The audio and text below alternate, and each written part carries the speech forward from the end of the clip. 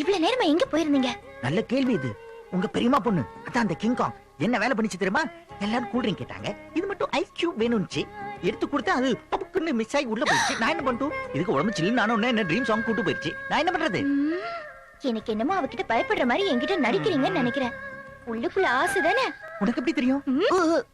ஆமா, இந்த வீட்டுக்கு நான் உனக்காகத்தான் வந்தேன். ஒண்ணு வாங்கினா ஒண்ணு ஃப்ரீ மாதிரி அது என்ன ஃப்ரீயா சைட் அடிக்குது. இருக்கும் இருக்கும். ஆமா, என்ன எங்க டாடி கல்யாணம் பேச்சு ஆரம்பிக்க மாட்டேங்கிறாரு? பேச்சு எப்படி வரும்?